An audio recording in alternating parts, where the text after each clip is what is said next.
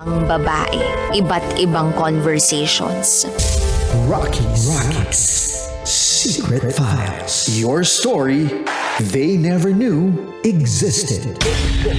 Tinuruan niya ako kung paano maging isang mahusay na kabit. Yung puso ko parang sinasaksak sa sobrang sakit. Rocky's Secret Files. Secret Files. With Titan Jello. Rocky's Secret Files. Rocky's Secret Files. Secret Files.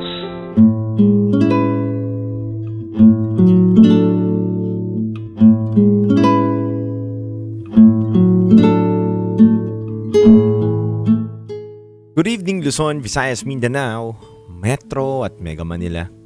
Sa lahat pa rin po na nakatutok sa rin ngayon sa oras na 10:24 PM sa buong Kapuluan. Nakatutok pa rin kayo sa 90.7 Love Radio kasama ang titindig sa mga pinaglalaban ninyo. DJ Titan Jello. Mga kabisyo, napakinggan po natin kanina ang kabuwang storya ni Ying. Si Ying na nagkaroon ng karelasyon na Pinoy habang buntis siya.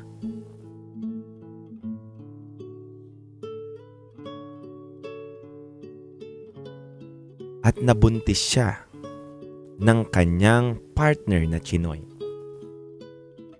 Si Ying na nagtatrabaho sa Cambodia, sa Taiwanese company.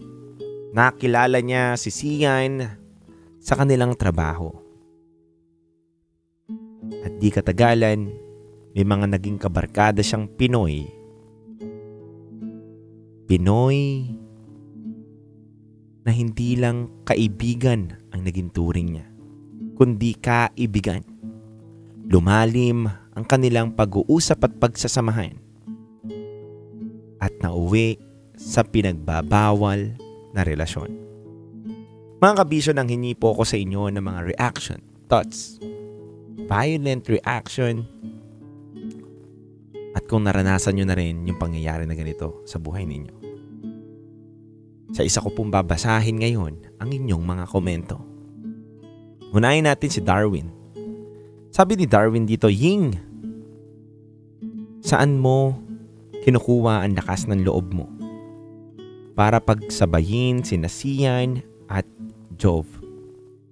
Bigla tuloy akong naawa kay Sian. Oo, may pagkukulang siya.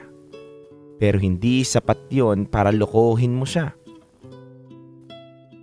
At nagkaanak ka kay Jove. Mali ka naman, Darwin eh. Hindi siya nagkaanak kay Jove. Nagkaanak siya kay Sian habang gumawa siya ng kasalanan papunta kay Jove.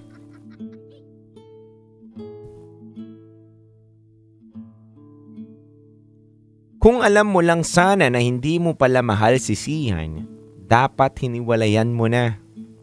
Kawawa tuloy ang isang inosenteng bata na biktima ng malimong pagdedesisyon. Yan po sabi ni Darwin sa kanyang ibinahaging saloobin. Kabisyo, sabi naman dito ni Manny, DJ Titan Jello, alam niyo po, nakakalungkot lang na mapakinggan ang storya ni Ying. Si Ying na meron na dapat siyang paninindigan na hindi na dapat humanap ng iba dahil nga buntis na siya. Isa na siyang ina. Dapat pinanindigan niya na lang kahit anong mangyari, hindi niya lolokohin yung partner niya. Nakakalungkot lang dahil merong isang Sian na nagmamahal ng totoo pero sinuklian ng hindi magandang gawain. Sabi naman dito ni Jay, DJ Titan Jello, isa po akong OFW. 5 taon na rin po ako sa Saudi.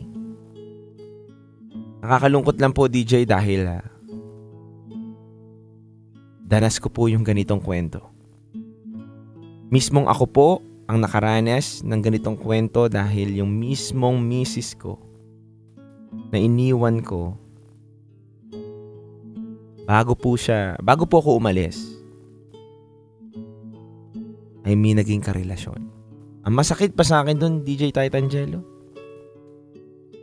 yung dinadala niyang bata ay sinabi niya sa akin. Pero hindi pala. Ako pa po ang gumasto sa panganganak niya, sa lahat-lahat, pero iba ang nakinabang. Iba pala ang tatay niya. Hindi ko alam bakit may mga ganun babae.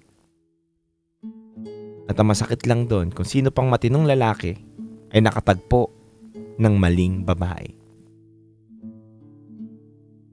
Bigat niya na. Anyway mga kabisyo, marami pa pong nag-comment sa ating Rocky Secret Files with Titangelo. Ngunit kulang na po ang ating oras. At ako na lang po, at ako naman po ang magbibigay ng komento at ng aking saloobin sa binasa nating kwento. Alam nyo kabisyo, para lang sa akin,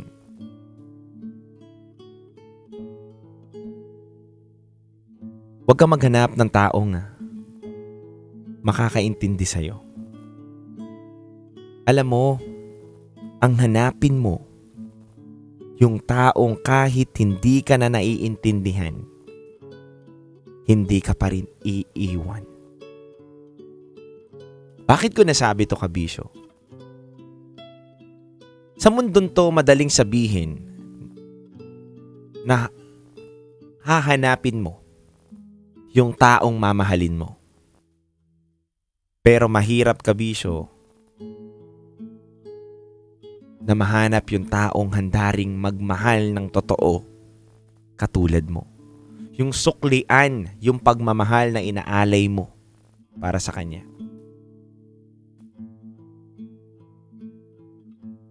Katulad na lang ng istorya ni Ying.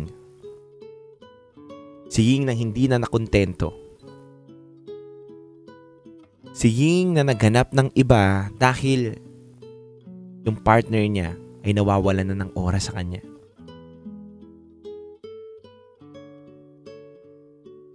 Hindi sapat yung dahilan na nawalan sa'yo ng oras yung partner mo para humanap ka ng iba. Hindi sapat na lokohin mo yung partner mo kapag nabibisi na siya sa trabaho.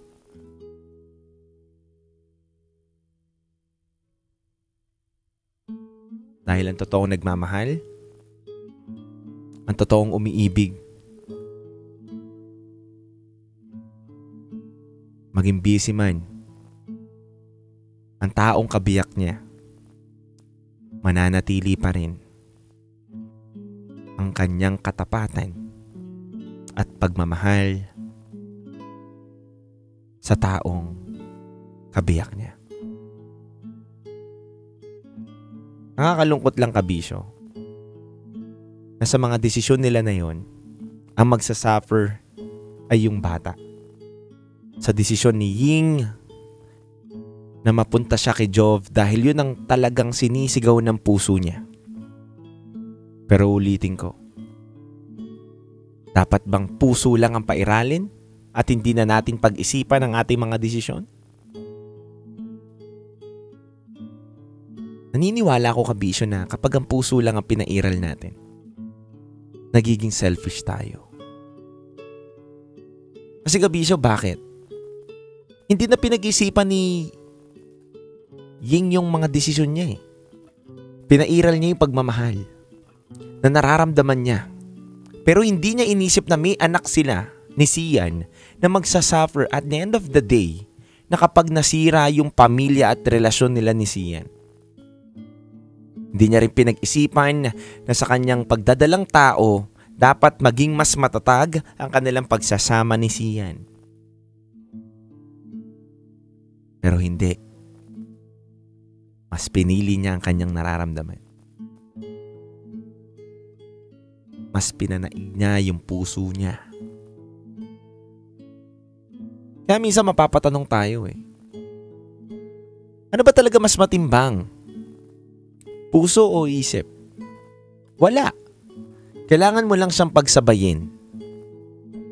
Kailangan lang kung ano yung nararamdaman mo, ano yung gusto ng puso mo, pinag-iisipan mo din bago mo gawin. Hindi lahat sinisigaw ng puso mo ay tama.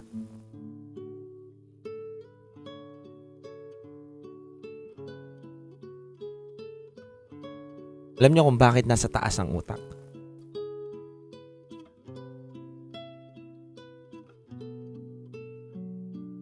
Dahil tingin ko, kung ano ang pinaka nararamdaman natin, kung ano yung sinisigaw ng puso natin, ang pinakalas na dapat na magdidesisyon ay yung utak natin. Kailangan pinag-isipan na muna natin mabuti. Sinala na muna natin sa sarili natin yung mga consequences na pwedeng mangyari before natin to pagdesisyonan. Dahil kasi kung puso lang ang paiiralin, awa lang, pagmamahal lang, gusto mo lang, walang mangyayari. Kaya mga kabisyo, ulitin ko. Madali maghanap ng taong mamahalin, pero mahirap makahanap ng taong handa kang mahalin ng tapat at totoo at sasamahan ka hanggang dulo. At kung nahanap mo na yung tao na yon, ingatan mo na. Dahil katulad ng kwento ni Ying, hindi porket may anak na kayo, secured na yung relationship ninyo. Hindi porket kasal na kayo, hindi na magloloko yung lalaki. Hindi na magloloko yung babae. Walang ganun. Kung gusto, may paraan. Gagawa't gagawa ng paraan.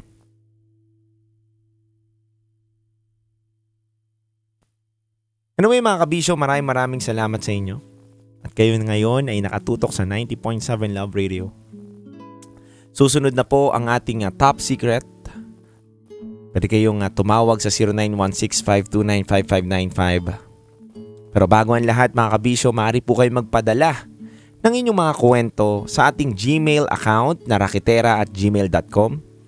Dahil malay mo isang araw, ang kwento mo na ang aming babasahin dito sa ating programa.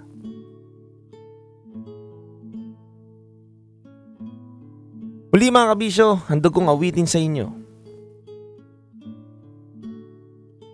ay hanggang dito na lang ni TJ Monterde. Ito lang yan sa 90.7 Love Radio. Kailangan pa bang i-memorize yan? Basic.